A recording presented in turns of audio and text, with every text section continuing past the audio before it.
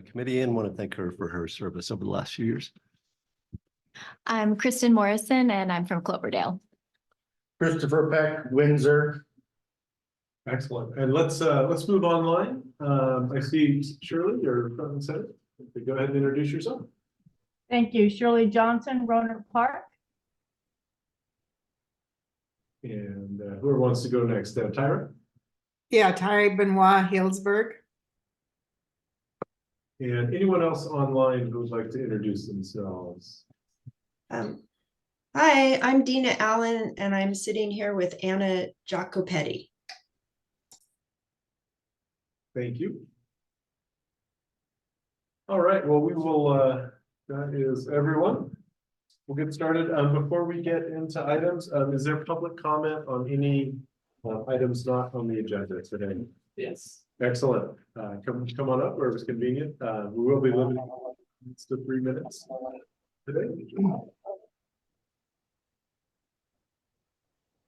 Pass this around while I'm talking. We're going to be talking later about electrification, but I want to bring up that there's something that we need to address right away as a county. 26 other cities and counties throughout the state have submitted letters to Governor Newsom and to other agency heads. And it's regarding the upgrade that we're looking at for the code cycle, the building code cycle, that would be 2025, that would then become in force in January of 2026. And there is a general movement towards heat pumps, very encouraging sign in the code changes that are coming, but there's not a requirement for going all electric. And with this letter that I'm passing around here, 26 cities have requested that the governor allow all electric through Cal Green, which is a different part of the building code enforcement. And it would allow small cities like that I come from, Sebastopol, to adopt Cal Green, have all electric code without going through the laborious process of reach codes, which take up a fair amount of staff time. And then you have to re-up them every few years to be current. So I encourage other cities to look at adopting this. This draft letter that's being circulated, that we move on it soon as cities, because if we're too late, the code cycle will already be baked in. We can't wait for another year. That's too late. So if your city is at all interested in moving towards all electric codes, the Cal Green option is a viable alternative to reach codes that don't cost as much staff time. So one interesting thing is you see going around here, we did a little analysis of how natural gas is being used in residential structures, and Sebastopol is the worst in the whole county. We use more on average per customer than any other city. Here we think, we have all these solar and electric cars. That's great, but we're the worst, and we intend to make it better. Thank you. Thank you very much. Do we have any other public comments in person today? In that case, I believe we do have several comments online. Let's begin with. Let's begin with. You have 3 minutes. Start when you're ready. Hello, who are you beginning with? I'm sorry, I missed that. We'll begin with you. Oh, yeah, thanks. I'm Maya Khosla, and I'm from Roanoke Park. I have to comment on the recent County of Sonoma inventory and sequestration, carbon inventory and sequestration potential, because there's several comments. The report came out late last year. It uses land fire as a model approach for carbon inventory, which has been proved to be very much incorrect in several ways. And the subsequently sort of everything sort of escalates from that, because if you're using the wrong model, you're going to come up with estimates that are erroneous. So I think it's worth looking at. They're looking at specifically within wildfire perimeters, they look at a certain tonnage of carbon dioxide equivalents lost. But, you know, that amount of million metric tons, about 3 million metric tons that are lost, that's just sort of model based. So it's obviously, you know, it's going to have all those errors associated with models. And field tests have figured out that this, you know, the amount of carbon, the astronomical amount of carbon that they say is lost from wildfire is absolutely, I mean, it just never happens. It's like what ends up happening is post-fire logging ends up causing a lot of that loss, but they're not even mentioning that. So this is well documented specifically for Sonoma County. Another problem is that they're talking about thinning as part of their options for the benefits of forestry. And then what ends up happening is it does not account for cumulative impacts. So they have no mention of cumulative impacts in that part of the discussion. They also talk about looking at forest slash as renewable fuel and feedstock, which it's not, and there's plenty of publications about this. This is very much a carbon inventory problem rather than a carbon inventory itself. So I think the public really needs a chance to comment very thoroughly on this report, because it has a lot of errors, and moving forward, it's just going to move forward with the errors that it has. So thank you so much for your time. Thank you very much. Mr. Chair, what name? It's very difficult to read the name up on the screen now. Of course, that speaker was Maya Colsa, is that correct? And the first one? Yes. Steve? Yeah. The person we just heard from Roanoke Park. Oh, sure. Maya Kosla. Got it. Okay. Thanks. Excellent. And can you remind me of your name, sir? Just excellent. Thank you, Steve. So continuing, I believe we had another public comment online. Was that Anna? Did you have a comment? Yes. Hello, I'm Anna Jacopetti, and I want to support with the steering committee of 350 Sonoma the concerns that Maya Kosla just expressed. Sonoma County's 2023 carbon inventory appears to be based on flawed information, and we feel that it's critical to base our decision-making on accurate science, and we urge the RCPA to review the facts. If using our woodlands to promote biomass energy projects is the underlying influence, we need to bring it out into the open. Contrary to its promotion, biomass energy is not renewable, clean, and it leads to further destruction of our forest ecosystems. Please, I urge you to listen to the biologists who are charting and observing natural regeneration of life in the forests, and to be aware of potential financial interests that see our forests as potential commodity.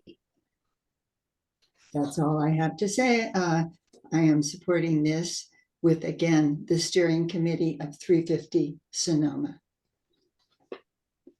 Thank you very much.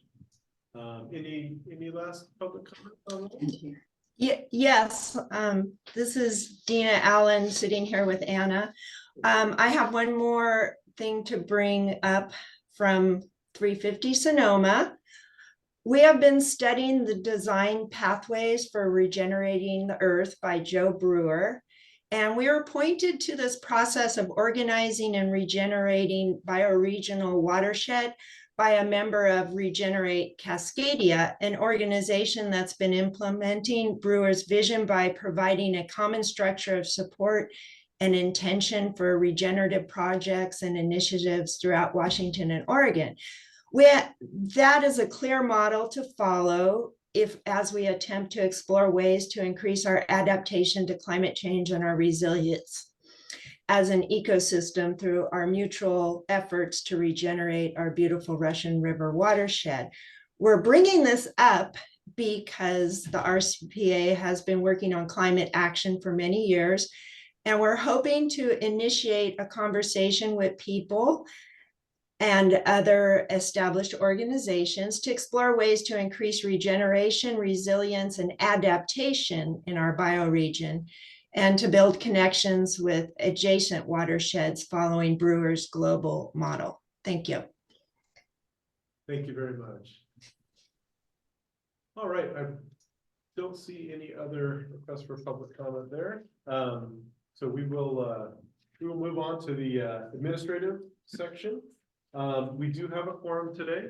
So we've got approval of the July 8th meeting notes. The committee of the whole notes are offered as an informational item. I do want to make a correction on the agenda. It says July 14th. Those are the October notes. And then also included in the packet, just to bring your attention to it, we do have the full 2024 SCTA and RCPA meeting schedule. So definitely recommend you take a look at that. Ross, through the chair, if I may, I know that these matters brought before us today by the public are not agendized, but is there an opportunity in our agenda today to discuss future agenda items? Absolutely, yeah, we could do that during announcements. Would that Very make well, sense? that would satisfy me. Thank you. Okay. Thank you. Future items. Okay. So can we vote on that? Drew, do you want to take a vote? Can I ask a question? Yes, sir. Am I allowed to vote? I was out of town with a family emergency in July. You can abstain and we can still do that. For that, remember, you also are permitted to Yeah. yea or nay vote as well. So Okay. it's up to you. Okay. Well, I mean, I have read through the meeting. So, okay. And then just to clarify, the July 8th, 2022 meeting minutes. Oh, well then I wasn't even here. It's just that we have formed since. Yeah. Amazing. Okay. For quite a bit. All right, any corrections? One of those fresh to the meeting notes? No, I'd research that one as well. If there are no corrections, you want to call the vote? Drew? Motion second. Yeah, can we see a motion? I move that we approve the minutes for the July 8th meeting. Thank you. Second, Z. Since we have a quorum and we're in person, we can do unanimous consent. So unless there's any abstentions or nays. I'd like to abstain. Abstain. I'll abstain. We still have a quorum. Yeah, that's true. I'm a voting member too, since I got cleared by Ross. Yep. Approve the minutes. All right, so we see that passing. And we will move on to, since we made the little switch on the agenda, the Sonoma 2023 draft strategic implementation plan. We have presented by Shauna Goss, SCTA. Thank you, Mr. Chair. Hi, my name is Shauna Gause. I'm with the SCTA RCPA. And I'm going to give you a quick presentation on the draft Sonoma Strategic Implementation Plan. So this presentation, before I get into the presentation, I'd like to acknowledge and thank the staff who helped work on this plan. David Ripperdev, Brendan Hare, Ross Clendenin, Adam Garcia, and Drew Nichols. It would not have come together without them, and they were very instrumental in getting the document to completion. I'd also like to give this committee a little context for its role in the Sonoma measure. As a refresher, the measure states that a list of recommended projects will be sent to the SCTA, RCPA advisory committees for their review and recommendation to the SCTA board who will make the final decision on funding for projects. So when calls for projects are released and staff evaluates and compiles the projects for funding, that list will first be taken to the SCTA Technical Advisory Committee for a recommendation. And then that list will be presented to each of the SCTA, RCPA advisory committees, including this one, for a recommendation of that project list to the board. The draft strategic implementation plan that I'm presenting today that has been compiled lays out the policies, procedures, and guidelines for administering and implementing the measure. This presentation will give you an overview of that document.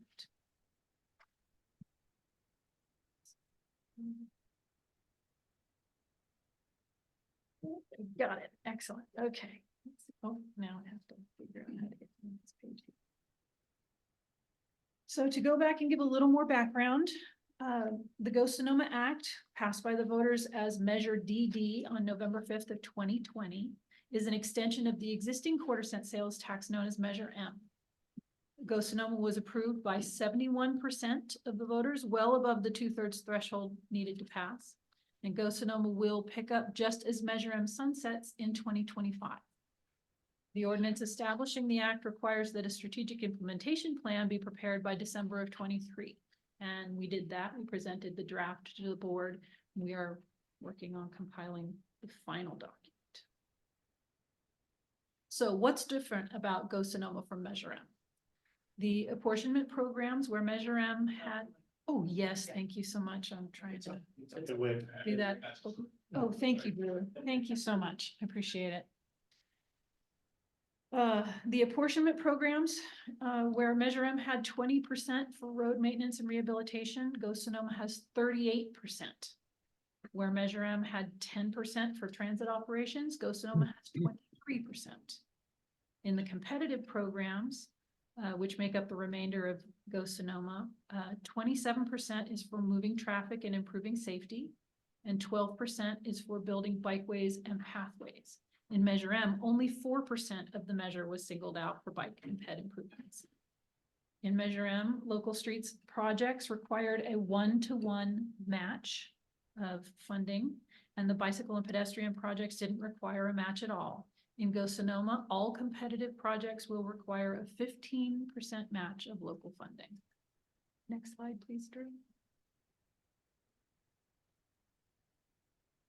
New to the Go Sonoma measure is a proposal for capacity building program that will use 5% of the combined move traffic and improve safety and build bikeways and pathways to provide support to project sponsors to aid in things like preparing grant applications, technical studies, and public engagement. That program is meant to evolve to fit the needs of the funding program applications as the grants become available. It will necessarily start off small, but as the measure matures, how those funds will get used will become better defined. In addition, in the Build Bikeways and Pathways program, there is funding set aside for Vision Zero, Safe Routes to School, and other efforts totaling 1% of the total measure. In the apportionment program for transit, there are also new programs meant to enhance transit operators assistance programs such as First and Last Mile, commuter and transportation demand management programs, which make up about 3% of the total measure. Uses of this funding will be further defined through the preparation of a transportation demand model master plan next fiscal year. The measure also defines up to 2% of each transit operator's apportionment may be used to supplement or instigate free fare programs. These funds will be available to operators on a reimbursement basis. Next slide, please, Drew.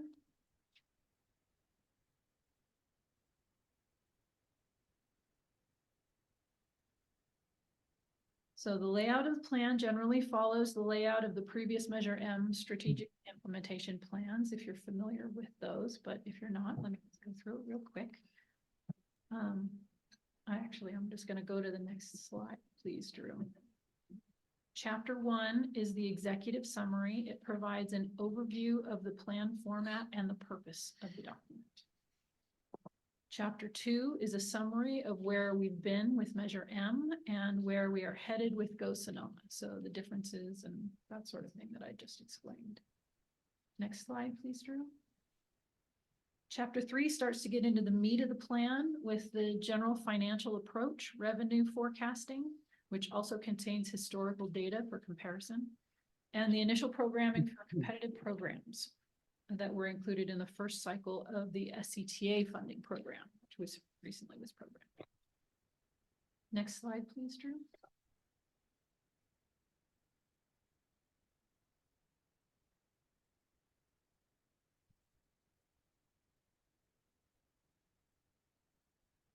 Chapter 4 includes specific information about the apportionment program. Oh, sorry, we're still in chapter 3.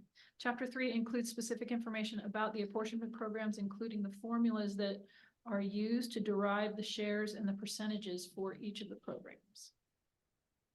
Next slide, please, Drew. Chapter 3 also shows the programming of the first project selected to be funded from the competitive programs. The first, move traffic and improve safety, 27% of the measure.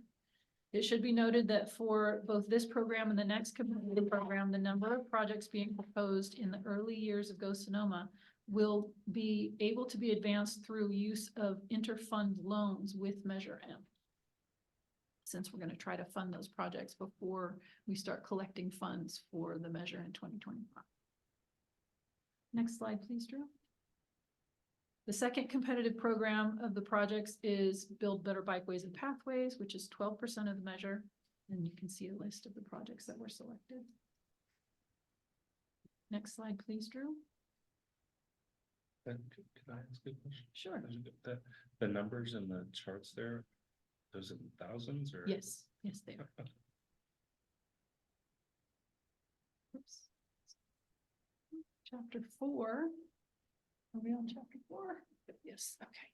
Chapter 4 contains all of the policies and procedures. So some of the things that are covered in this chapter include how and when the apportionment programs are distributed and the requirements for implementing the competitive program of projects, as well as reporting and maintenance of effort requirements. Chapter 4 also describes how interfund loans can be approved between Measure M and Go Sonoma to allow advancing projects. Next slide, please. Chapter 5 is currently a bit of a placeholder. Since no funds have been collected yet, there are no actual funds to show in the cash flow model. But it has been populated with the estimates that we produced from chapter 3 for the life of the measure. And the chapter will grow after collection for the new measure begins. Next slide, please, Drew. Chapter 6 contains the information sheets for the projects that were selected to be funded with Go Sonoma so far. This chapter will also grow as the calls for projects and new projects are selected to receive funding. These pages are meant to be dynamic and will be updated online and likely on a quarterly basis. The sheets contained within the plan, the actual printed plan, are a one-stop shop of information, but they will be static until the plan gets updated. So it'll be a snapshot in time that gets updated probably every couple of years in the hard copy format, but the updates will hopefully happen quarterly online. But it's a great place to go if you need a quick reference for any of the projects. The sheets contained within the plan. The requirement is to update the plan no less than every 5 years, but for Measure M, we've managed to update the strategic plan about every 2 years or so, give or take a year here and there. Next slide, please, Drew. The appendices contain resources and references for all of the users, both SCTA and the project sponsors. This is the place to find the voter pamphlet ballot measure, all of the templates for the project sponsors, both cooperative agreements between us and the people receiving the funding, and reporting letters that they are required to use. And because Go Sonoma is competitive, the evaluation criteria that have also been placed here for reference and use in applying for new funding in the next cycle. So anyone who's interested in the evaluation criteria that we use on when we get projects, this is where it's located. Next slide, please, Drew. So that completes my overview. SCTA staff have given this presentation to the Technical Advisory Committee on December 7th and the board on December 11th. Staff has been taking comments and making minor adjustments and is intending to present the document in a more polished version, once we get it back from the graphic artist, to the committees in January and February, and then bring it the final document to the board for approval in April. And I'm happy to answer any questions you might have. Any comment? Go ahead, Zia. Yeah, is this live? Yeah. Okay. So in the past, Measure M, my understanding is that the funds were distributed over the jurisdictions depend on the number of people that live there and the length of the roads that are in the jurisdiction. Population and road miles, that's Right. correct. And so Sebastopol is in an unfortunate position that it's a small town, that there's a large service area of people that live outside town, and two major state highways cross in Sebastopol.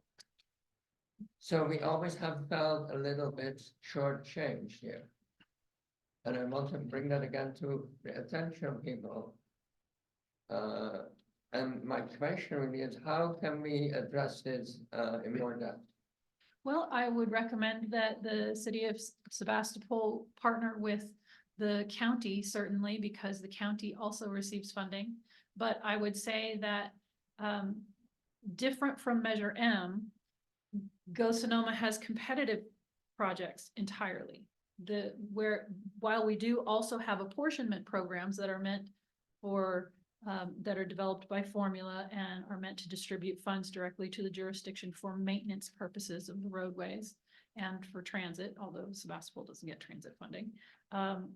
The projects that are selected to move forward are in fact competitive, and that allows Sebastopol to compete on an even level with all of the other jurisdictions. So while I agree that it is unfortunate that Sebastopol gets a small share because it is a small jurisdiction, they do have other options available to them. And SCTA is also working to collect a number of new funding, not categories, but sources, and make sure that we're helping the jurisdictions be able to be best positioned to be selected for those grants, which is that 5% of the measure that I mentioned earlier. We are trying to make sure that jurisdictions have the opportunity to come to SCTA and ask for technical assistance, either with studies or with data needs that they might have in order to apply and be better competitive in funding sources that might come from the state or the federal government as well. So is it only the length of the road and not the intensity of use of the road that is looked at? That's right, for the local funding, that's right. It is because state funding or state highways are meant to be maintained by the state, and we all know how that goes. But yes, it is a formula based on half of the formula is based on road miles and half of it is based on population. So is there any way of addressing this to the board? No, it was approved by the voters when it went to when it went out to The board voters in changed 2020. No, it's a fixed formula until the end of the measure. 2050. 2025 to 2050, that's right. 20 years, I'm sorry, it might be 2045. I'm gonna ask, is the SCTA providing any technical assistance to the jurisdictions regarding grants and money available in the bipartisan infrastructure law? What portion of grants comes from that new legislation, and how up to speed are we in our ability to educate our city councils and so on? Well, we're learning about it just about the same time everybody else does. So we're doing our best to keep abreast and make sure that the jurisdictions are aware of these new sources as they come available, and trying to make sure that we provide ourselves as a resource, but we have limited resources right now. the 5% of the measure that I mentioned that is identified is really for use with Go Sonoma funding and Go Sonoma projects. And that money can be paired with other grant applications. Certainly, we would encourage that. That's the intent, is for these funds to help the jurisdictions leverage other funding from larger sources like the state or the federal government. So we are working towards it, but it's limited because we get, we get the information about the same time everybody else does. So we're trying to make sure that we provide ourselves as a resource, but we're still finding out how to make that happen. And the measure hasn't started yet. So we are looking forward to being able to branch that out a little bit once we start. Thanks. Shauna, this is great. It's good to see progress on this. It's big transition for the county. I didn't see a link in the agenda to Oh, I'm sorry. this document. Is it in there and I just missed it? I think it's supposed to be in there, and if it's not, we'll make sure that we get it out to the committee. Okay, if you could have that emailed around to us, because I know that the cash flow is very speculative at this point and all of that. So we shouldn't think that we're pouring concrete yet. But I just thought it would be helpful for feedback to be able to give it a closer read. One of the things that we talked about as Measure DD went on the ballot was whether this Sonoma County local fair share apportionment local funding was going to be in sync with state and federal funding sources. And one of the things I've been looking at more recently is how MTC and Plan Bay Area 2050 seems to be incentivizing, especially for the more urban intensively transit-oriented Bay Area. Their pie chart doesn't look like ours. Ours looks more road-based. And I'm concerned that over the full life of the measure, we may not be able to capture the full range of public monies that might be available through MTC especially. So that's something as a concern, long-term concern that I'm going to be trying to pay attention to. I thought Zeno brought up a good point that we know locally we have an apportionment problem, that we haven't done enough fundraising locally to deal with some of those particular cases like the Sebastopol area. It occurs to me though, we might be able to, in the competitive programs, come up with another metric like vehicle miles traveled over a particular section of roadway that would get at the issue that he's trying to talk about, and maybe use that as a criteria in funding some of the competitive programs. So just an idea to think about as we move forward to address some of the lacking of the ballot measure. Then the other things that I was noticing as I kind of just read through the highlights is that transit did increase from 10% of Measure M now to 23%, which is great. But I'm struck by the fact that we have the parallel sales tax measure in Sonoma County, which is a full $0.25 to the train, to the smart train. And what we have here is 23%, a quarter of a $0.25, 1/16 of a cent relative to a full $0.25 going to a smart train. And because we know the smart train is encountering some difficulty, political difficulty in its re-up, it occurs to me that another idea we might want to think about is encouraging Smart Board to potentially partner with Sonoma County Transit to augment that first last mile portion in their sales tax measure re-up. Because that would, coming from Sonoma Valley, it's hard for me to make a case for more money to the train when the train doesn't stop in Sonoma Valley. And the same thing's true in Cloverdale today, and the same thing's true in Sebastopol and some of the other West County, those other parts of the county, and Marin County as well. So it's just, these are ideas. We need to be creative about how we're going to meet our transportation needs over the horizon of this measure. And final point is that I've heard some speculation around vehicle license fees being also targeted to transit. And I think that's something, it's outside of the scope of this measure, but holistically, we need to start thinking about how we're going to fund all of these important investments in our transportation transformation. Thank you. Thank you. Jake. Yeah, just a reminder, there was a time in the city of Runner Park, and it still exists, that transportation impact the fee was imposed on each housing unit built on the east side of Runner Park. And that was presented to the SCTA, RCPA board a number of years ago.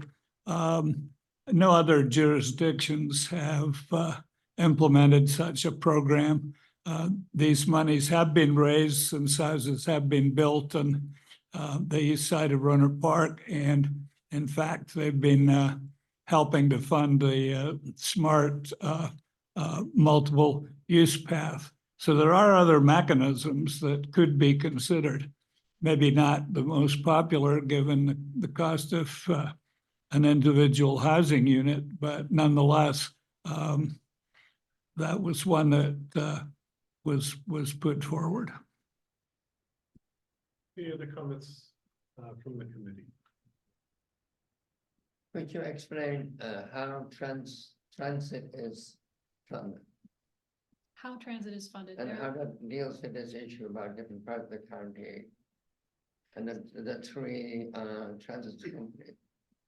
Sure, so they also use a formula that is developed with the population and it also uses the, I think, the TDA formula. I have to look it up. James, do you remember?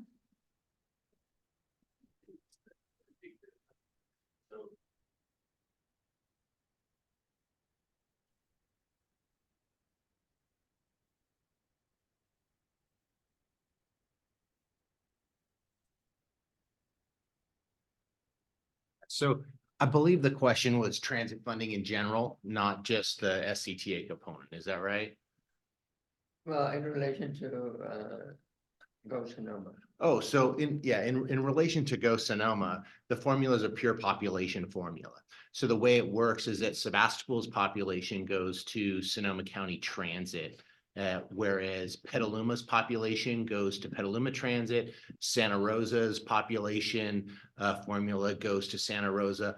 All the other cities and the unincorporated counties population goes to Sonoma County Transit as an operator. So it's not a population in lane miles or the other factors that are used in transit can be hours of operation or can be fare recovery. Those are used on the federal stage for funding, but ours is a very simple population calculation. Excellent. Thank you. I do have a question. If I could, please. You showed, I believe, a table of projects already approved. And so are those those will happen in 2025? Are they going to happen when the project starts?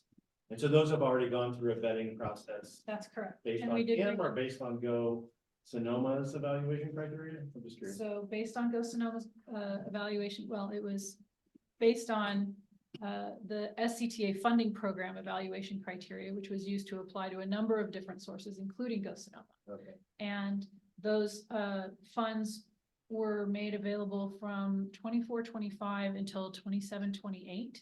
And so depending on when the project will be ready to move forward, we programmed those initial funds into those years, those fiscal years. And so some of the projects are meant to move forward now, at which point we will need to implement a inter-program loan between Measure M, which is collecting money, and Go Sonoma, which hasn't collected money yet because it hasn't started yet. So we'll fund those early projects with a loan, and then as Go Sonoma starts to collect money, we'll pay that back to Measure M, and then move forward with the remaining funds for Go Sonoma projects. All right, so Measure M hasn't already allocated all the funds, or I guess it just applied them to these. I'm just a little bit confused about that.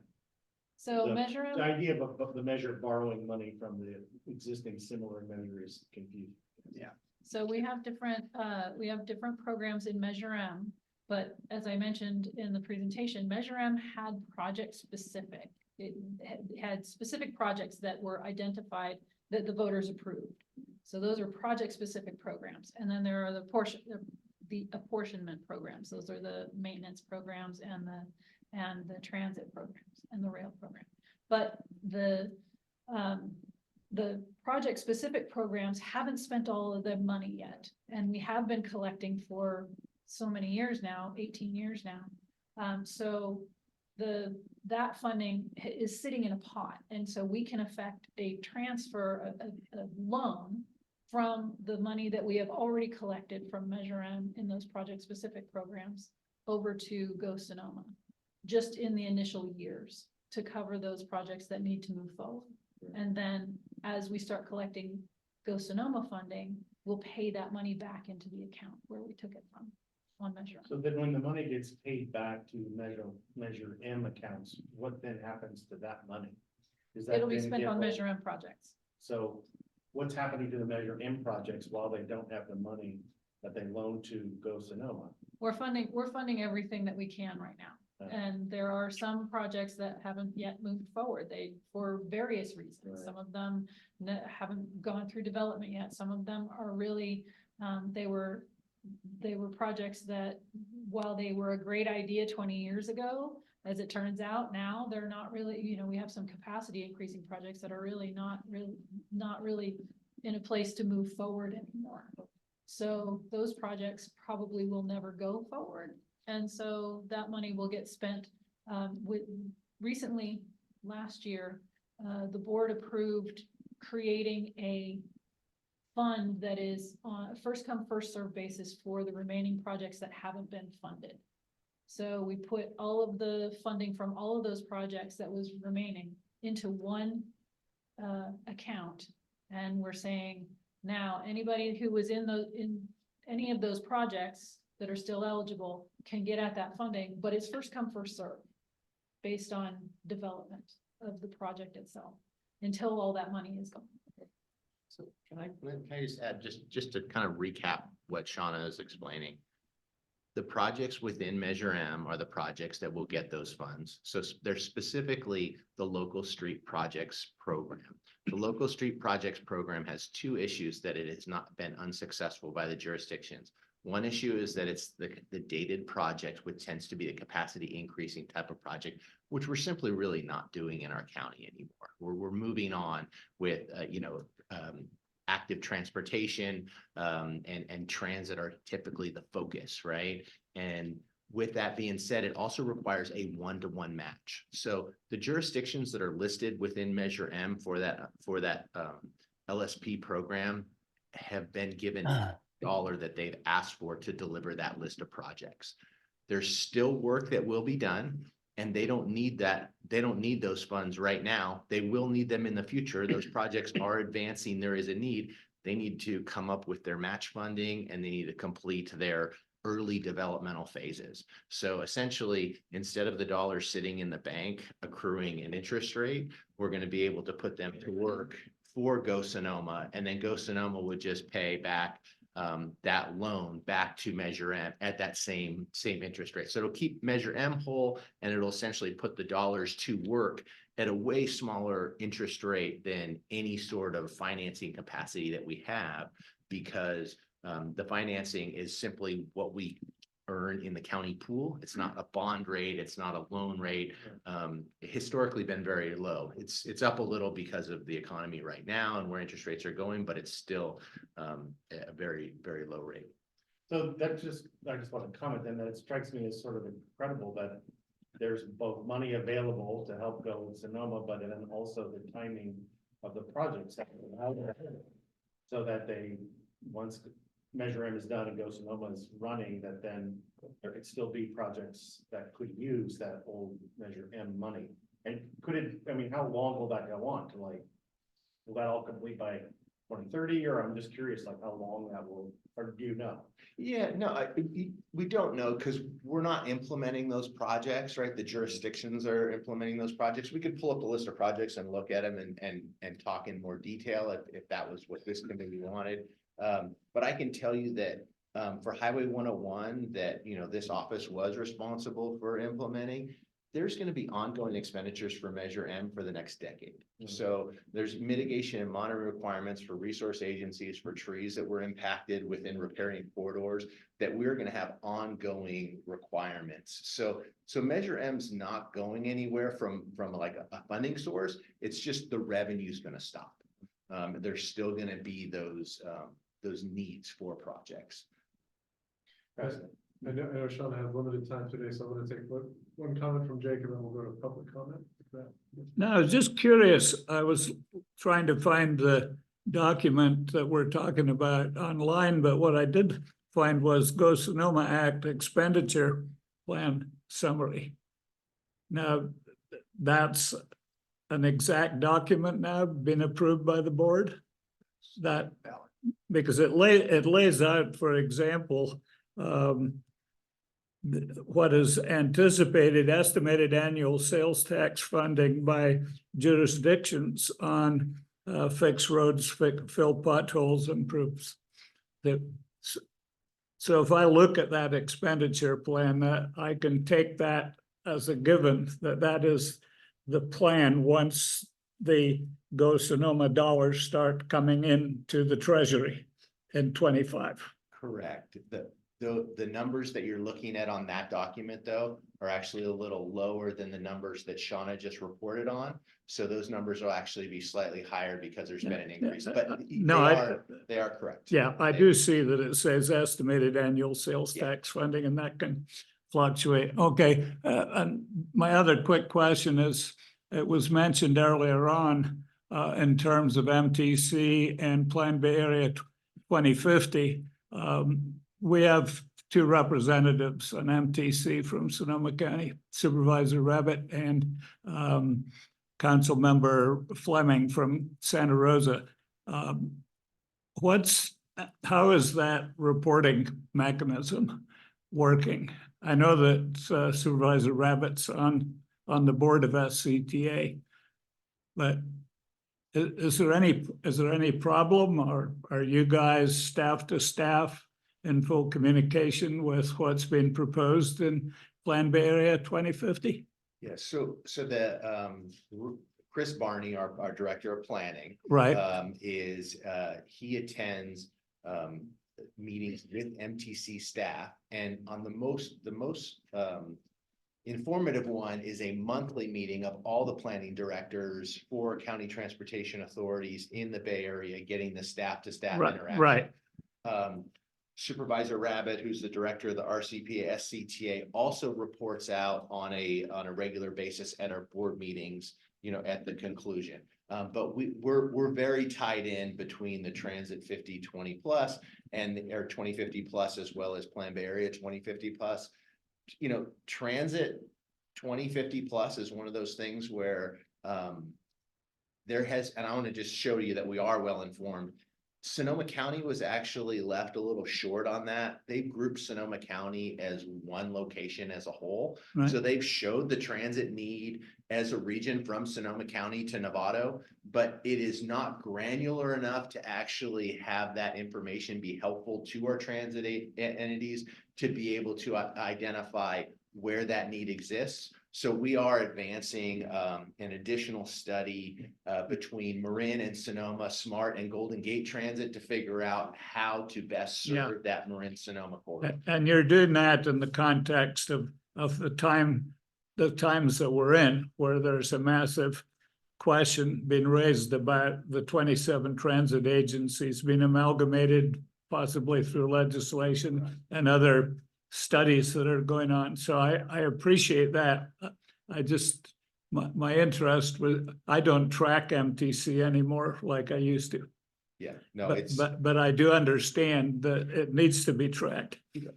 Absolutely. And, you know, there's the legislative committee today at MTC is acting on legislation for a regional measure that Wiener just put out and now has number AB or SB 925. Which would give MTC the authority to put a revenue measure on the ballot in 26 that would be at least $1 billion to be a transformative measure focused primarily on transit. Good, thank you, thank you. Excellent. We will go to the one committee member online and then public comment. Beyond that, Shirley, want to give you a chance that you're logged in? Oh, thank you. No, I don't have any questions at this time. And then any public comment? We have 2 in the room. Just a quick question. Can you elaborate some more on the matching requirements for a city like Sebastopol? The possibility it may go bankrupt. So I mean, we're struggling financially. You mentioned 15%, and then I think you said 100% in certain circumstances. Can you describe that a little? Sure, so it is 15% across the board. 15% for all competitive projects will require, all competitive projects will require a 15% match. So that is the match requirement for all those amounts. It was different for Measure M. In Measure M, bike ped projects didn't have a match requirement at all. And as James mentioned earlier, the local streets and roads projects required a 50% match, or 1-to-1 match. So for every dollar that you got from Measure M, you had to have another local funding dollar. So, and that is different. It's just 15% across the board. And was there another public comment that I see? Do you want to come up or? Yeah. Yeah, the microphone here. Yeah, for the people online. Then we'll time it here. Sorry.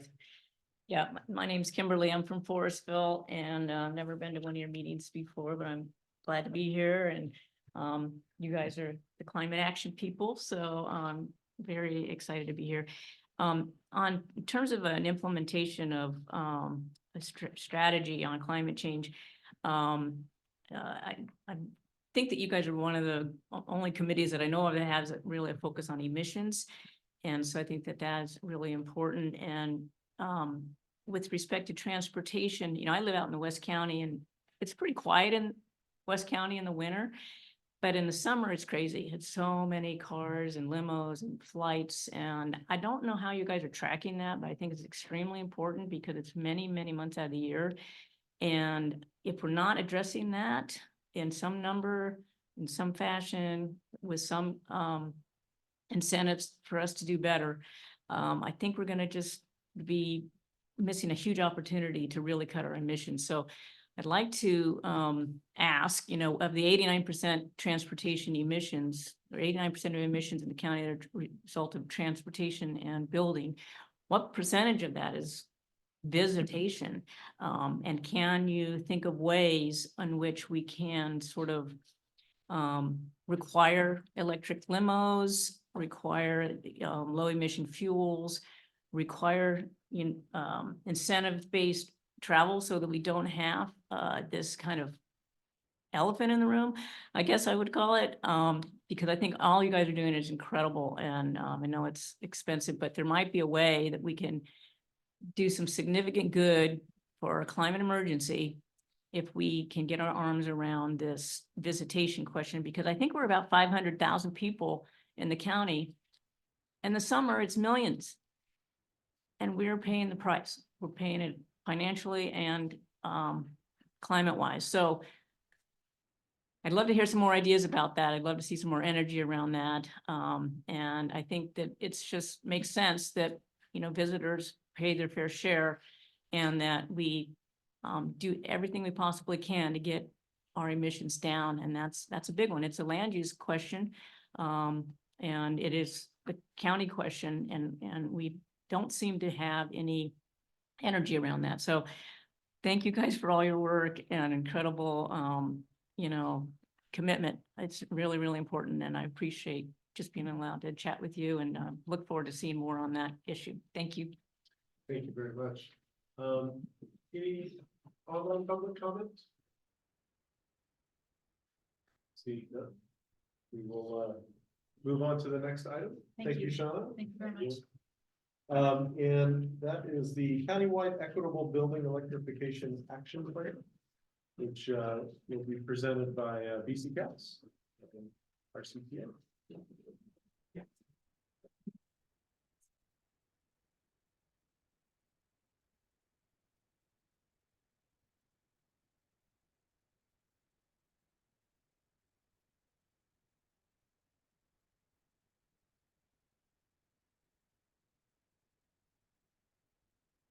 Hey, good afternoon, everyone. My name is BC Caps, staff here at RCPA, SCTA, RCPA. Wanted to speak with you for a few minutes here about a body of work that we are getting started on. It's a continuation of a number of our ongoing efforts that we've been working on for a number of years, and is kind of an outgrowth. The next steps are an outgrowth of our climate protection initiative that many of us were focused on last year. And so, Drew, if you next slide. Oh, sorry. I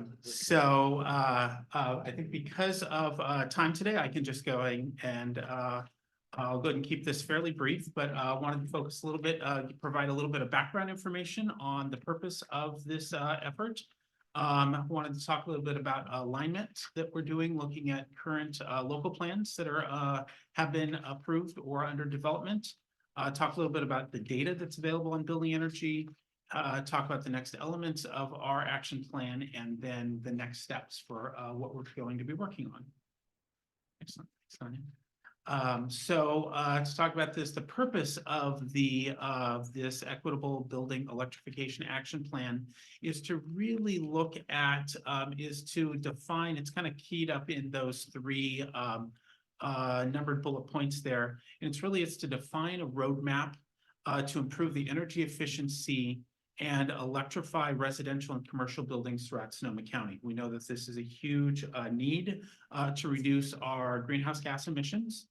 And so secondly, we're going to this document, or this action plan is looking to outline the potential policy solutions, the potential policy options that are available for the RCPA board as a regional entity, as a countywide entity, and then for all the local jurisdictions to consider for adoption.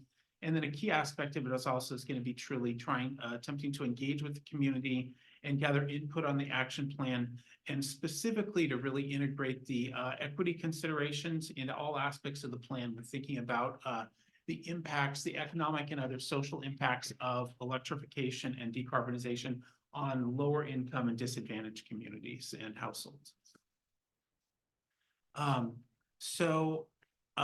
As I mentioned, what we're working on currently is really an outgrowth of work that RCPA has taken on for the last number of years. In 2021, our board adopted the climate mobilization strategy. This strategy was identified 13 high-level strategies across four major initiative areas of kind of continued climate work for RCPA and our jurisdictional members and our agency partners. So this project is really zeroing in on that top level one, looking at the need for decarbonization to lower our emissions, and really focusing in on building energy. A lot of the other work that we do in the office is focused there on transportation, and then we also work a fair amount with solid waste, with Zero Waste Sonoma. And then also you can see the other items that are listed there that are part of that larger climate mobilization strategy, but we're really focusing in here on the building energy, decarbonization of building energy. So digging in just a little bit about what the mobilization strategy kind of highlights is it really talks about it's all contained within kind of the first strategy, which we call the All Electric Buildings Campaign. And that talks about electrification of existing buildings and electrifying all new buildings. So we're basically right there talking about existing and new construction.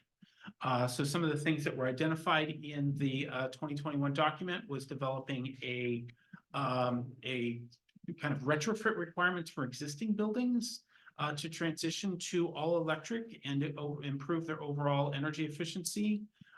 We looked at the proposal to require all new buildings to be electric is recommended within the plan.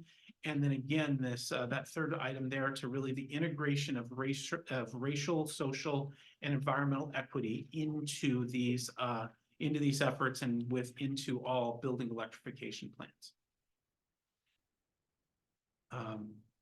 So then digging in just a little bit, and I don't need to go too deep here, but kind of some of the aspects on the social equity issues that kind of we're well aware of and want to bring up to the forefront is really a lot of the work that we do is really focused on, of course, emissions reductions and the climate benefits.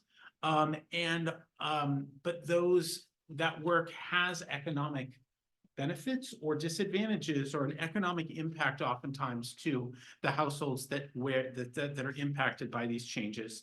And so we're finding it's been well documented that there's a number of households they may want to make the efforts, they want to make the upgrades, but they're just unable to afford the projects in upfront projects in general, or even if they can afford them, including rebates and incentives, they oftentimes don't have funding, money on hand, cash on hand to pay for that upfront cost, even if they can be financed or kind of get a loan for the longer term. So that there's kind of those upfront costs are a huge barrier. Also, renters who are in kind of our tenants with a building owner may not be able to get permission to do the work. And they may, if the building owner is kind of acquiesces and is willing to do the work, they oftentimes that will potentially raise the rents. It's certainly been documented and been shown that building upgrades can happen and then people actually get displaced out of their homes because the building becomes a little bit more, marketable. And then the last item there is really looking at when this is really done over a large scale in a whole community or a whole citywide, there is the potential there for kind of an environmental gentrification. Higher quality neighborhood, higher quality building stock demands higher rents, higher property values, and that actually can push out whole families or households out of an area that had at one time been affordable. So, thanks. So with thinking about what actions and measures we'd like to include as part of this building energy action plan, a lot of the initial work is being built, building upon the work that was done by our buildings committee as part of the climate protection initiative last year. And then working with our newest staff member here on the RCPA team, Anna Oliva, we have been working through and collecting and analyzing all of the existing climate action plans from all of the jurisdictions throughout the county, and including the county of Sonoma itself.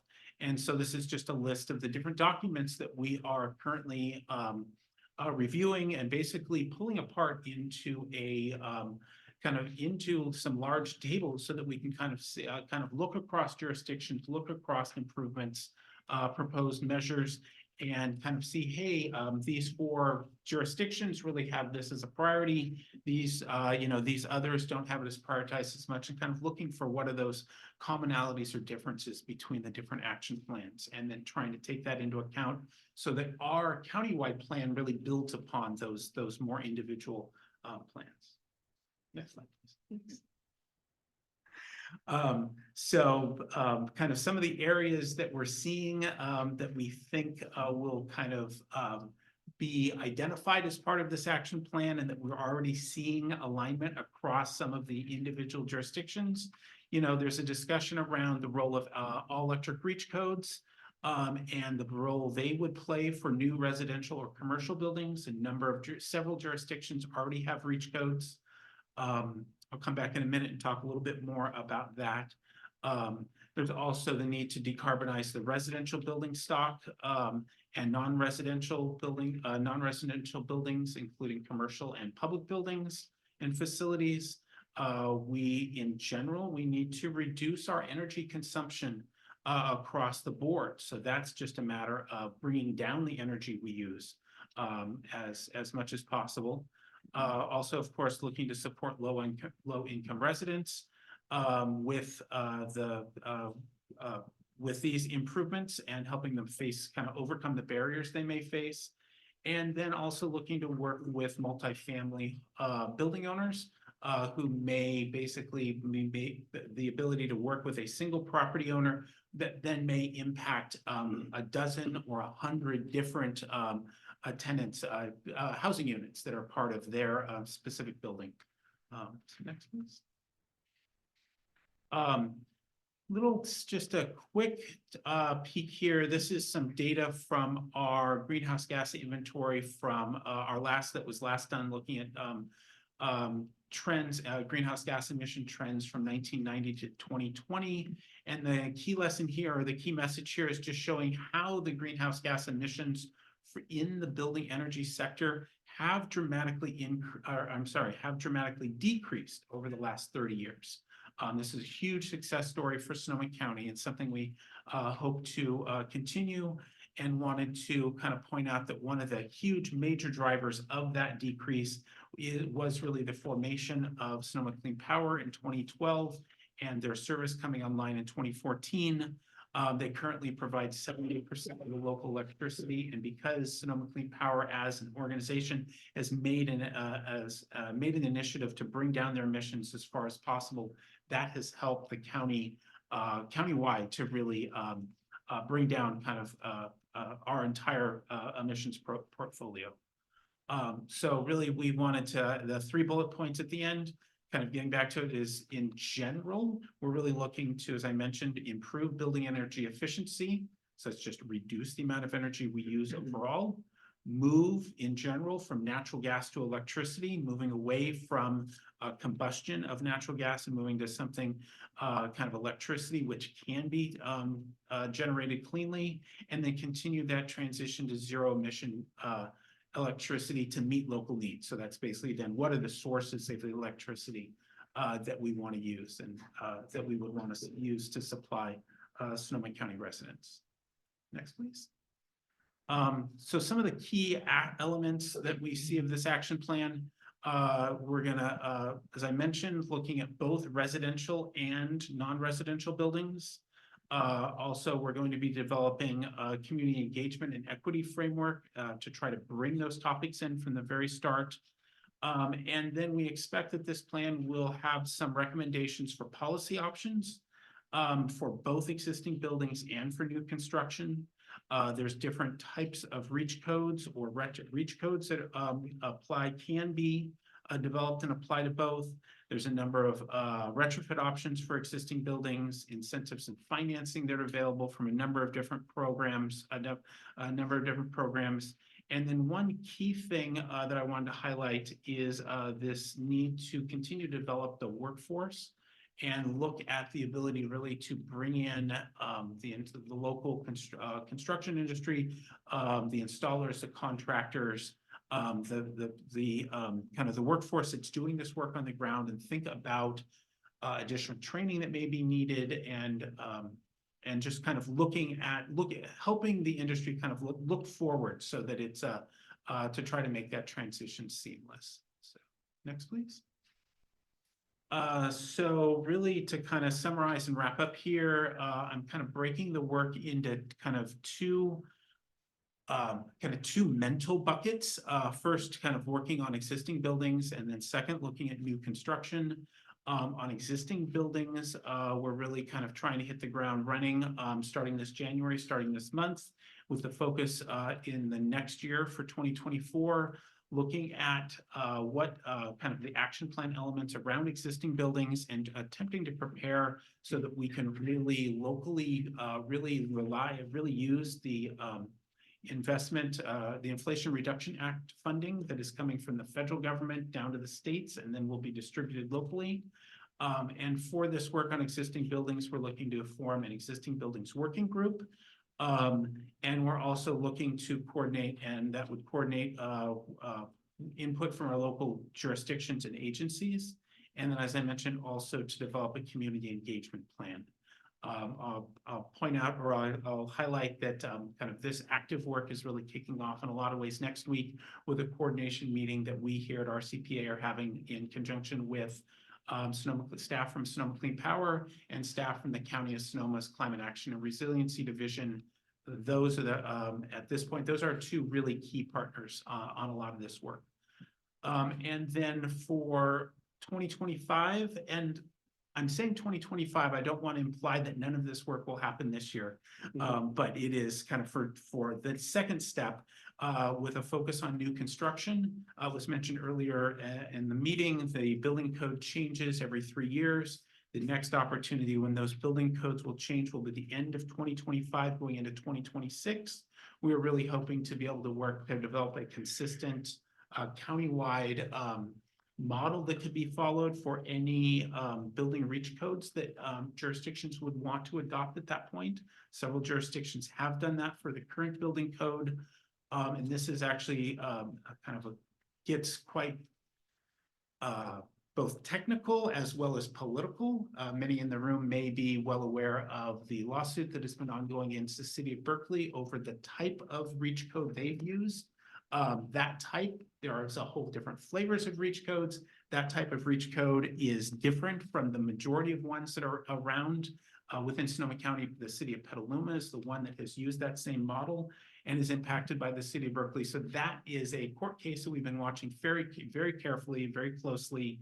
And because of the active litigation around that, it has really kind of put it doesn't legally stop jurisdictions from moving forward with other types of reach codes.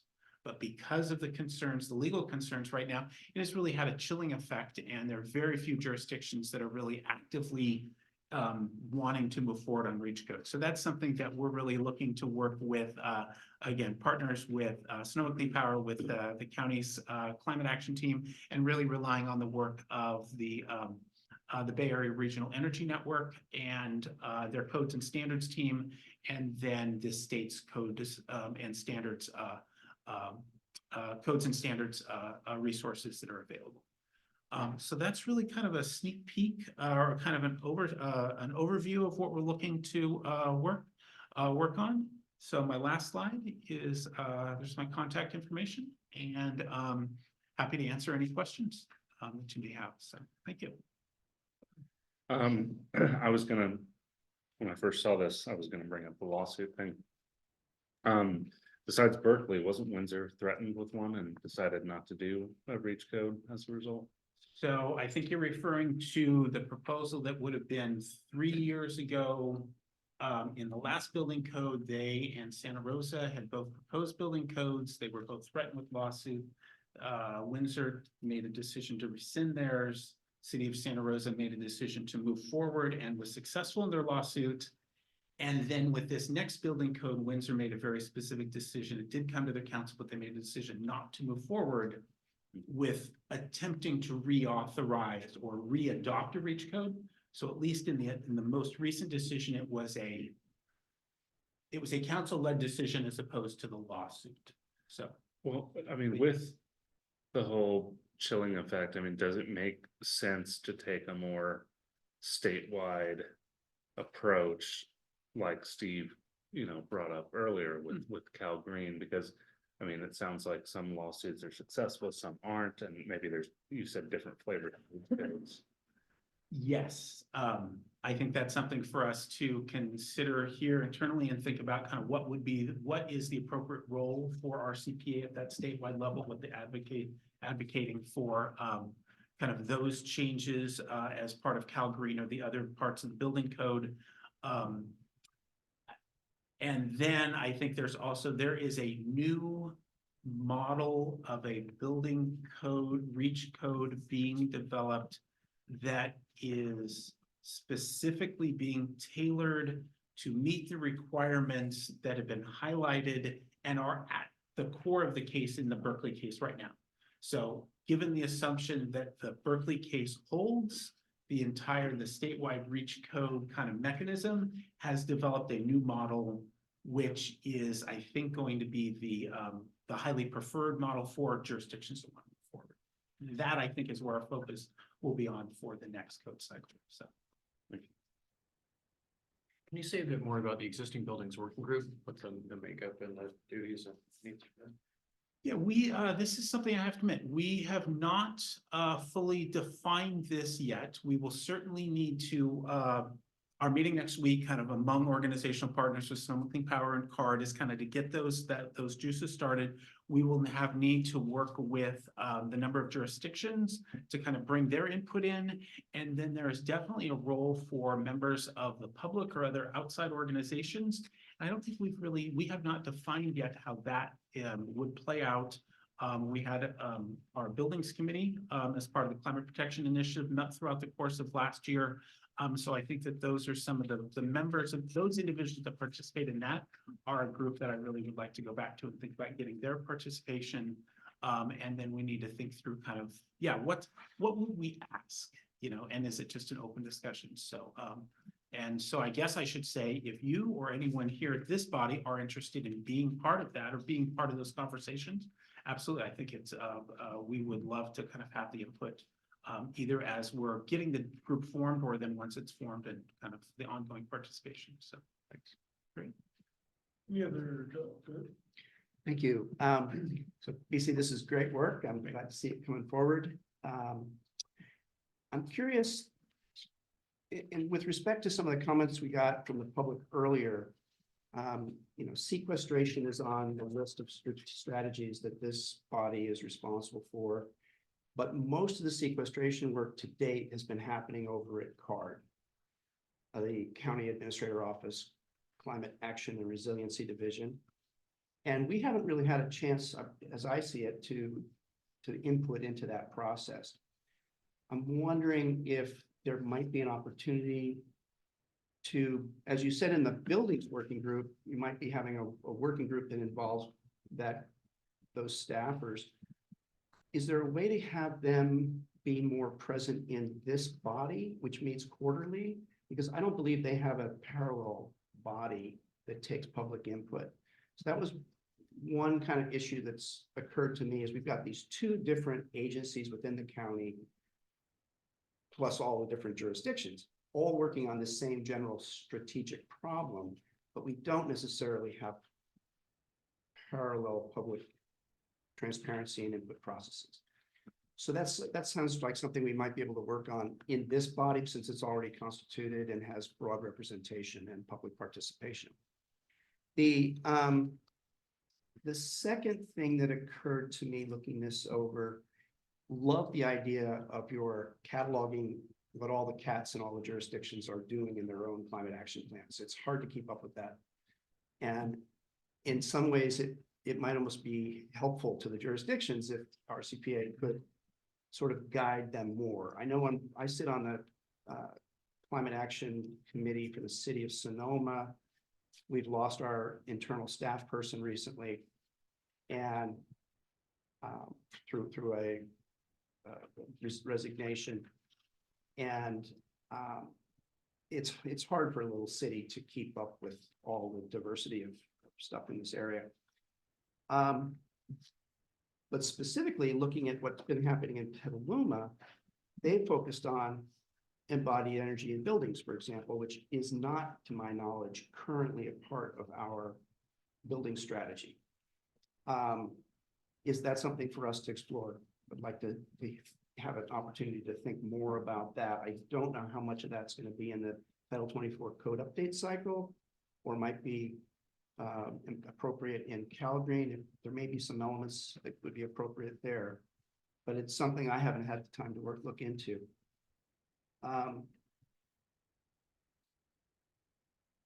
And I especially, going back to my point about integration with CARD, I think it's especially important as we move toward this upcoming revenue measure that the fire agencies are bringing forward. We want to be able to support that measure, but I'm not sure that there's broad-based support given the in the sense that the definition of resiliency is a little bit contentious right now about how that money would be spent. So I'd like to see some attention in that space as well. And I can embellish that more offline if you feel the need. I'm glad you mentioned workforce. I went recently online to SRJC to think, whoa, how could I learn a little bit more, brush up my electrical skills and my heat pump skills? no opportunity whatsoever through that training channel, and I had expected to see it there.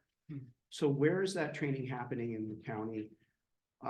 Is it entirely union-based? Is it entirely private sector? We really have a problem in the county if that's not up front and center. And then toward your goals, I'd like to see us try to work backward from the 2030 goal. We only have 6 years to work on existing buildings. It's almost ridiculous.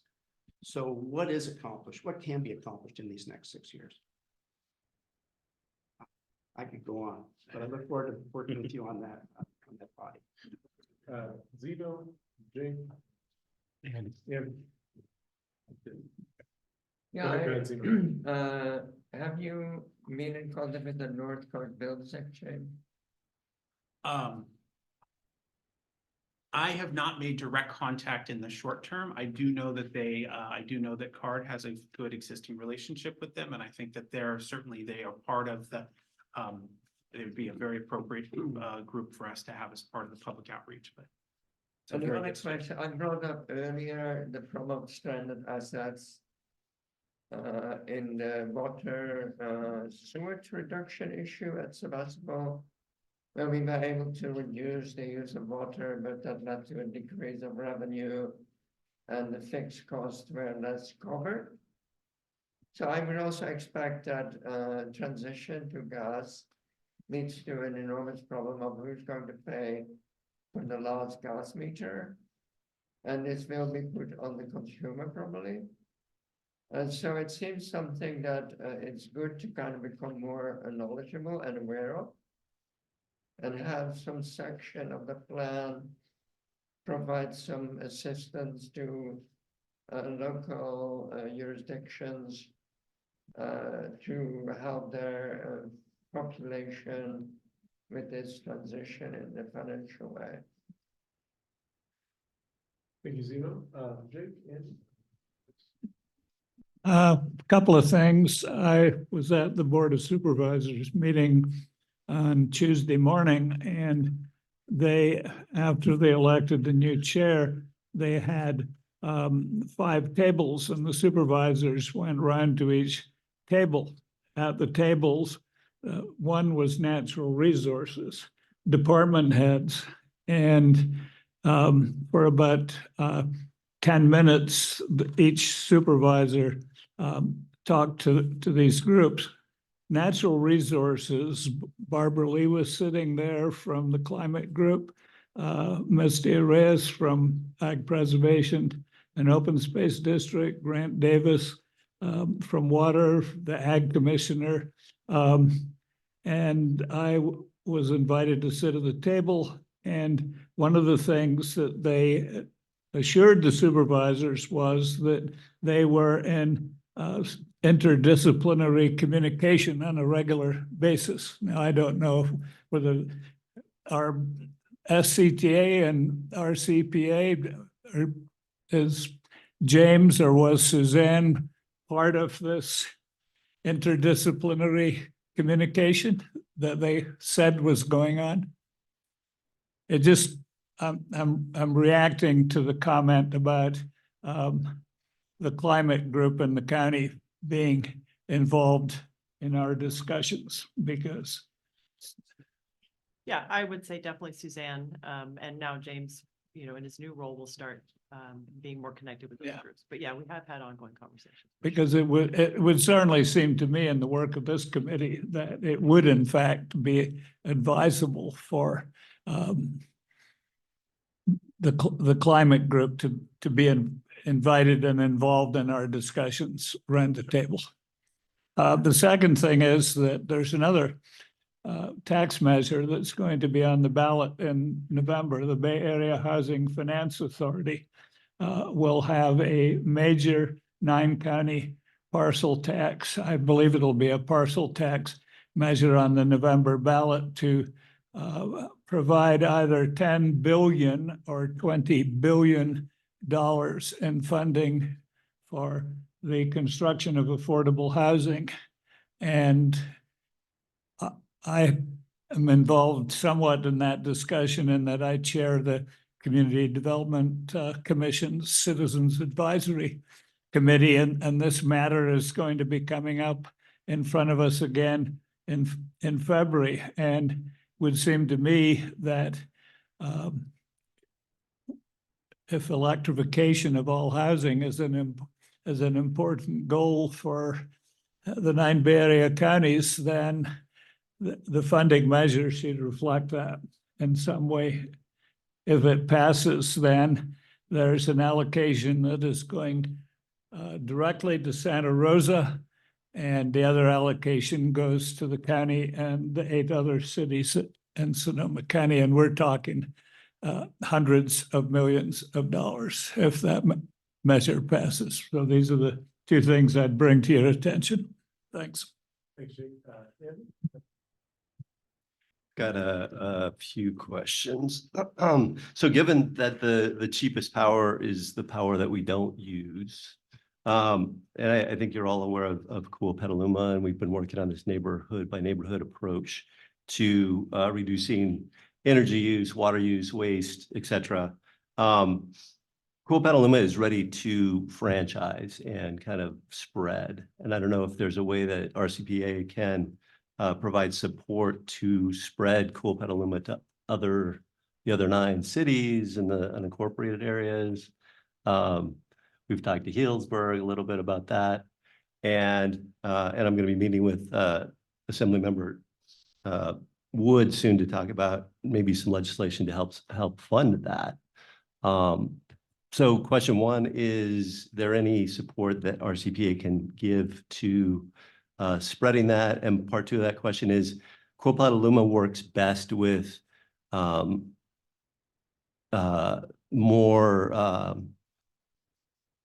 people who are have a little more extra income, etc. Not so great with lower income communities. And there's been some talk at the state level with using the Climate Corps as an energy efficiency electrification kind of force. I don't know if we want to put ourselves out there as a pilot area to do that, so we can help them get it right. If they do it right, it helps build through a pre-apprentice program the unions, so it makes the unions happy. There's a way to really do this politically smart, and happy to chat about that. So the first question, I guess, is the Cool Petaluma. Is there any support RCPA can give to that?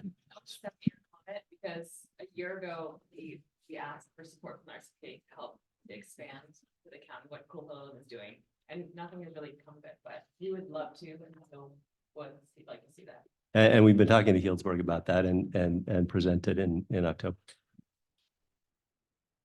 So in general, I think that that's a fantastic idea. I do not know financially or kind of like what capacity wise, what we have to offer. It's pretty cheap.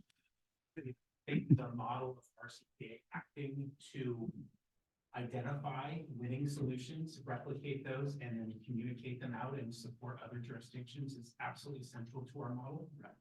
Yeah, exactly. I think we would definitely want to understand more about the Cool Petaluma model. What are the needs? What are your recommendations in terms of how best to replicate it? We certainly don't have staffing currently to manage that rollout Oh, of course, process, yeah. but anything that we could do, certainly even from the simplest thing, helping to communicate success stories, the model out through our newsletter, through our social media. I mean, that's something we can, always be helping to support. It's more of the hands-on, on the ground type of work that we'd really need to, we need additional funding if there were a larger role, and would certainly want our board to, support that type of work. To the earlier request that we received, like Healdsburg, that was really around the adoption of a specific technology tool.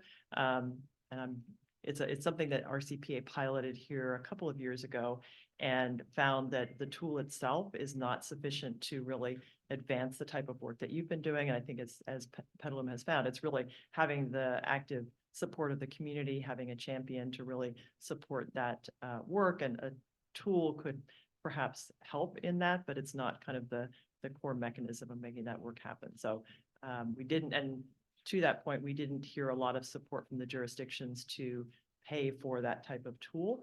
But again, we definitely would like to talk more about what you're seeing as the model and how best to roll that out. So.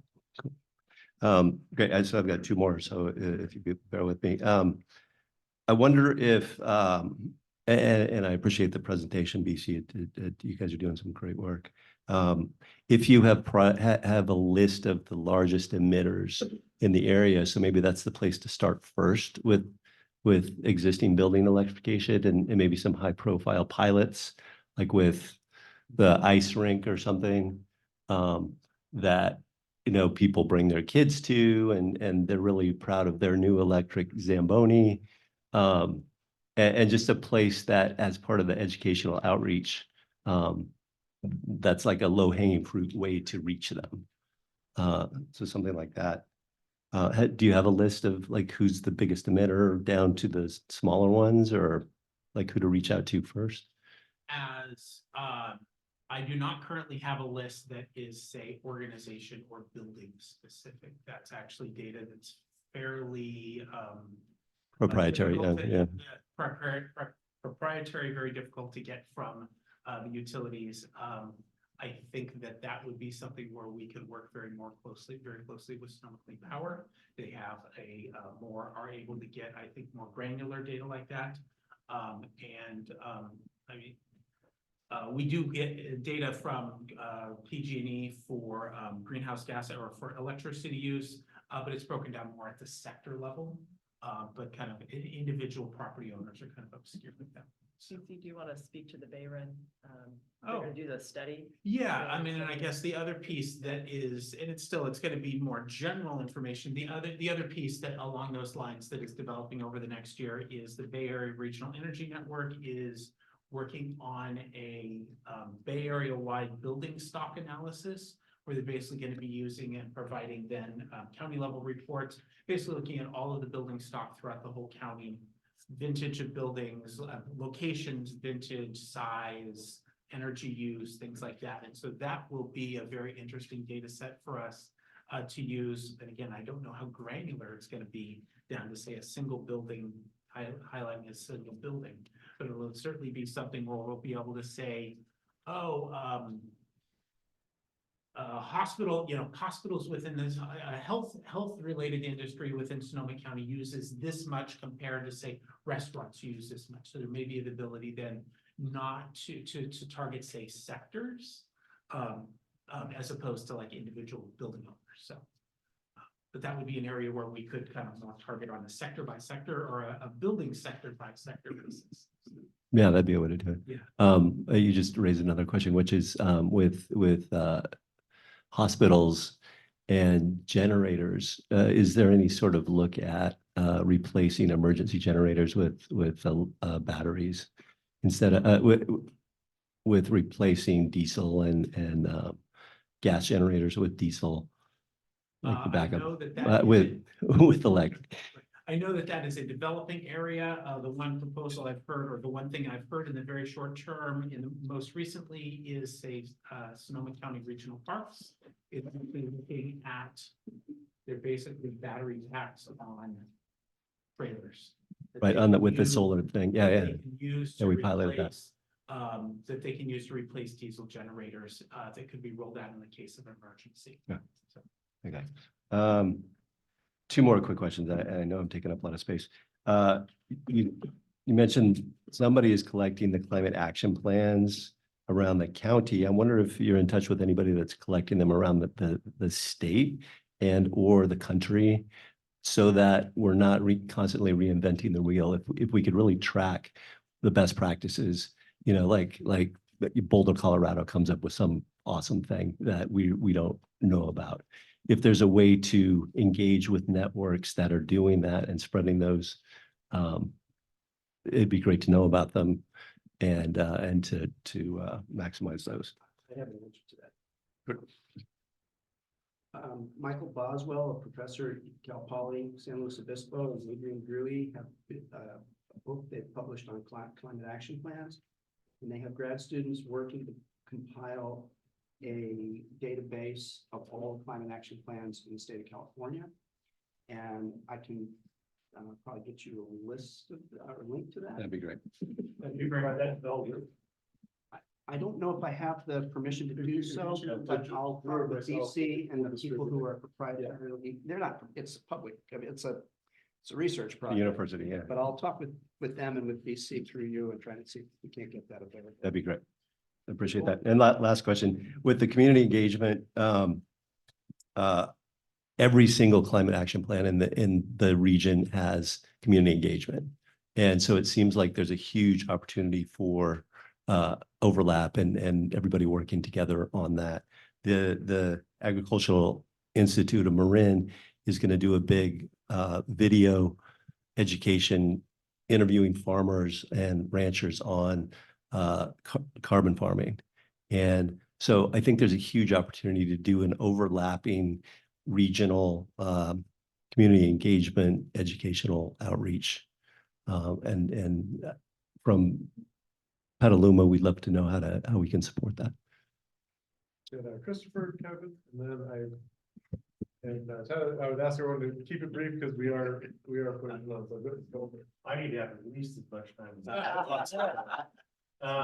a comment. We'll start at the 15-minute clock. So I'm just teasing you. Mine is more a question, more of a comment, BC. It occurs to me that in the existing stock, and this is the workforce question and the inventory, one of the most difficult pieces of existing stock, and this is homeowner level, electrification, is around the hot water. And partly for various factors like I don't think hardly anyone plans for their existing hot water heater to go bad and then to be replaced. It just goes bad. And then you're urgently panicked trying to replace it. It would be interesting to figure out how to intervene in that moment for homeowners. And there's some of the complication of it is that if someone is going to go from a natural gas water heater to a heat pump electric water heater, there's a lot of factors involved in that, part of which might include relocating, the need to relocate. And that is a very difficult thing to contemplate in the moment where you don't have hot water in your house.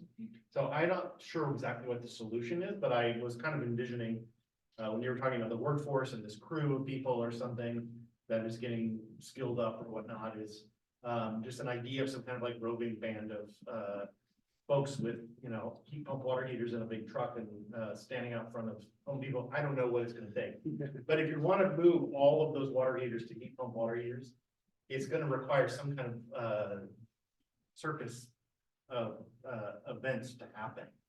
I mean, literally, like, the jumping from hoops and fire, and there's a lot going on there to make that happen. Sure. And I say this from personal experience, having replaced it myself, and it's really a lot to do. Not that any homeowners should ever do it themselves, but just to be able to then access a contractor or some group of people who could help do that. And I think the inventory would help because the inventory would show like, oh, there's so many houses and so many of them are gas and the percentage of ones that die per year. And then, oh, we actually only need, 200 per year to get, I don't know what, something. So. Two quick comments really quick on that. That I have heard proposals for a replace on burnout program. Basically, it's an educational program and working with people. Let's get the work done and the design work done prior to your unit burning out. And then you have your plan in place, and when the unit goes, you know what to do. Right. And the second innovative solution I have heard about is basically it's like a hot water heater loaner program. Your heater going out, we have a temporary one in a trailer that we're going to get hooked up this afternoon, and then we're going to work with you over the next X amount of time to do those designs, and then we're going to take the loaner one away. So there are some innovative ideas that I kind of percolating. I haven't heard that. That's a great idea. Yeah. Yeah, thank You you. can have that posted at Home Depot right in front of the hot water heaters. Whoever's walking in. So the point I like to make about this issue is that all of our homes are mini dirty fossil fuel burning plants.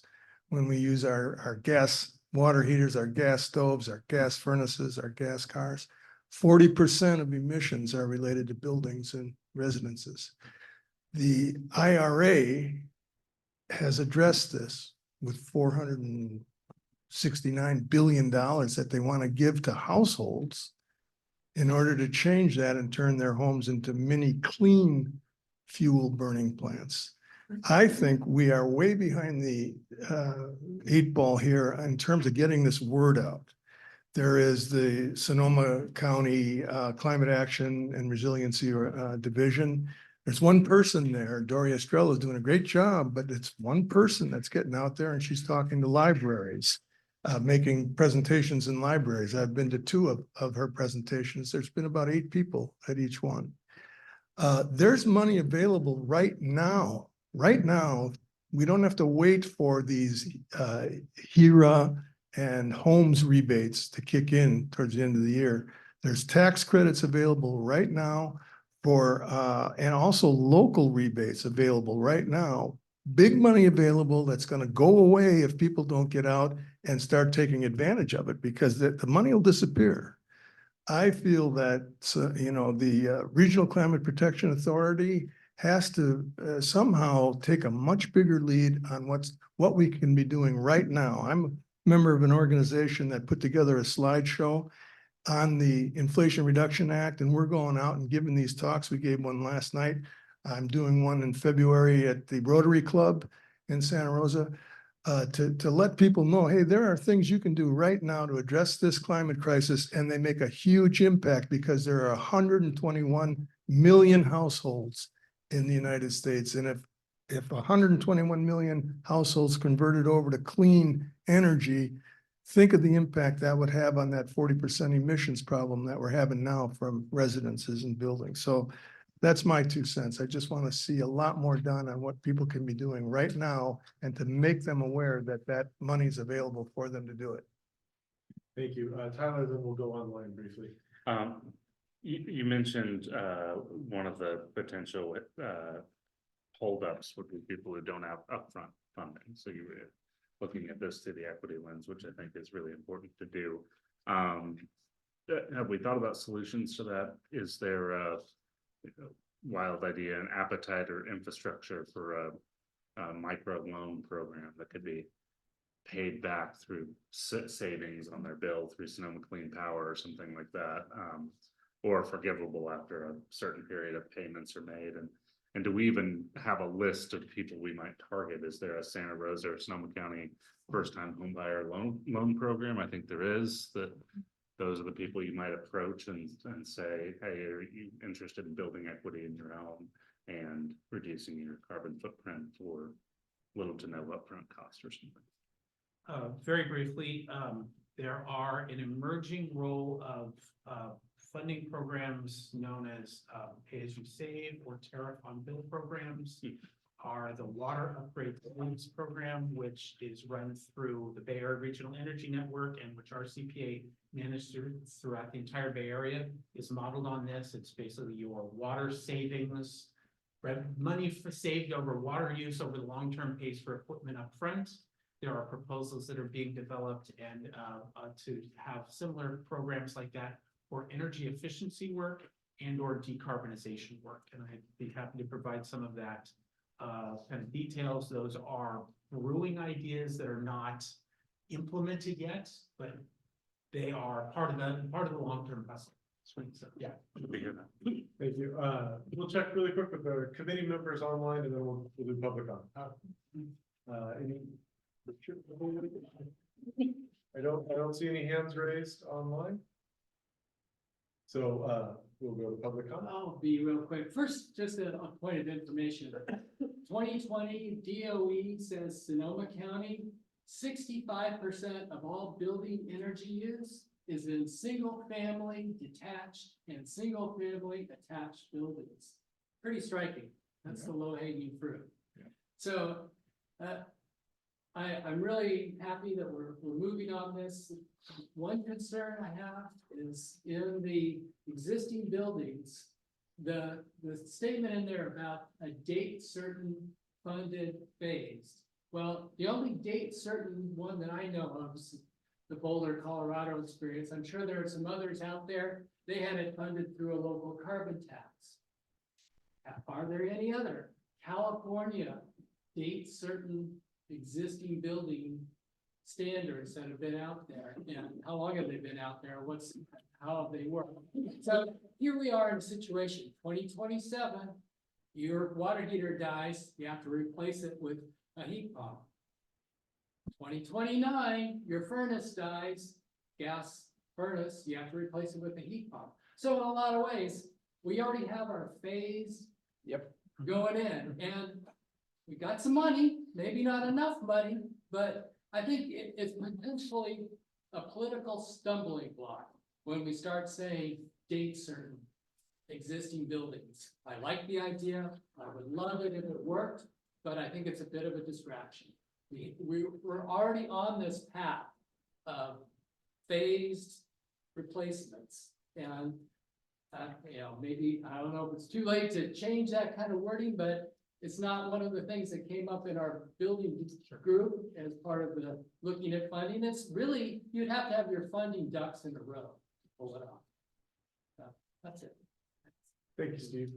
So in the interest of time, we have report outs by jurisdiction and announcements. I would ask that we would combine those two.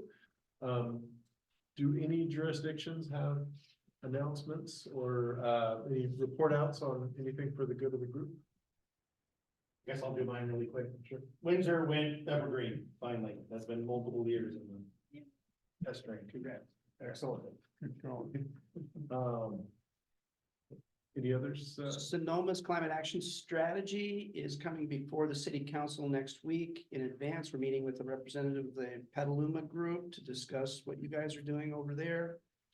And I noticed that in the Sonoma County Municipal Greenhouse Gas Inventory, the second largest gas emitter within the county's municipal operations is unknown. We don't know where that energy is. That's cross street is marked, and I went there on Google Maps, and it looks like Gelati facility. But somebody needs to look into that, and if I had talked to CARD, I would have told them directly, but they're not here. And if we could get Steve's letter to our group that he mentioned in public comment, I'd appreciate that. And my only comment is that anybody who might want a copy of the slide presentation that we put together, give me your email address, I'll get it to you so that you can have, like I did in my neighborhood, a neighborhood meeting. And we went through that, and you go down Walnut Court and you look at all of the solar panels.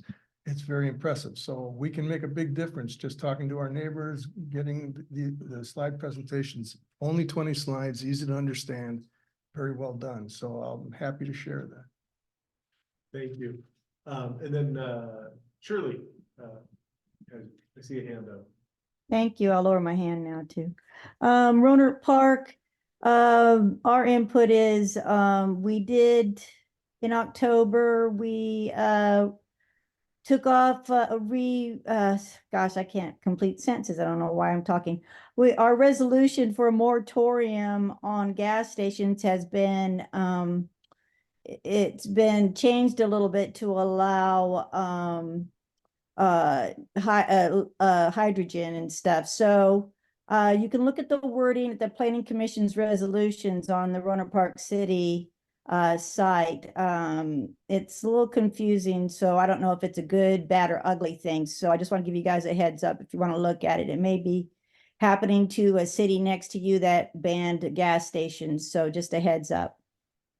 Thank you, Jake. Yeah, I was just curious, the letter that was passed around at the beginning of the meeting, that will be going to SCTA, RCPA board with representatives from all the cities? How will that Did we work? receive that? No, I just brought it today. It's just drafted recently, but I can. If you'd like to email that. There's two mechanisms. There's obviously the SCTA, RCPA board, or there's the mayors and council members meeting to get a joint action initiated by cities. So we'll I certainly know take a you look at know it. that, but I'm just pointing it out. And the second thing is that the Rohnert Park City general plan update, a much delayed update, I might add, I believe will finally be acted on in 2024, and that does have a climate element as part of it. And Roanoke Park does have a sustainability officer, Dustin DeMayo, who is on staff in the Public Works Department. He's responsible for that particular element of the general plan. And Drew, did you have an announcement? Okay, any other jurisdictional updates? Seeing none, RCPA update on activity? So how much time do we have? Because we Well- had a couple of updates, but we certainly can. Yeah, roll them to normally the next it's an meeting. hour and a half, we're coming, we'll be at 2 hours and 7 minutes, so I'm trying to wrap it up. Yeah, I think I'll just share very briefly that BC is working on the next update to the greenhouse gas inventory. I think he's did a presentation to this group before. Stay tuned. We're hoping to release that this spring, and also working on the climate dashboard so that we have a better way to share metrics with everyone. Anna Oliva, who is here with us, is working on her Bay Ren liaison role and has been doing a lot of outreach with the cities. And I think in follow-up to your comments, Kevin, one of her priorities is to really help the cities get better information out to their constituents about Bay Ren in particular, but also helping to share other information. So that's one of the ways that we are working to get more information about the rebates out. And then lastly, on the climate funding front, we are continuing to work with our partners on grants and looking for new grants. Our board Climate Act will continue to meet in 2024, looking at adding a new member to that climate ad hoc. And then lastly, we are bringing an agreement to our board in February for approval to bring on board some legislative consultants to help us both at the federal and the state level, basically focus on getting more funding for both transportation and climate. So we're really excited about getting those two firms on board to support that work to help us be more successful in getting grant funding at both levels. So I think those are our quick updates. BC or Anna, anything that I didn't mention? Okay, all right, thank you. And what, just before we adjourn, would it be possible to submit the suggestions for further future topics just by email, and we can get those on the get those on the agenda? In that case, we will go ahead and adjourn. Thank you very much. Since we formally started questions about sending resources out, if y'all want to send me whichever you want sent out to the group, I am more than happy to do it. It doesn't necessarily have to be stuff talked on the agenda the next day. You come across a study, say that you think is of interest to CAAC, I'm happy to send it out to everyone. So always feel free to send me all information that you want promoted. Thank you. All right, with that, we'll adjourn. Thank you very much. Thank you. Thank you. Yes, great, thank you. Cool. Thanks, Andy. They've been addressing your questions a week or so ago. I know you reached out. Yeah, I love your idea.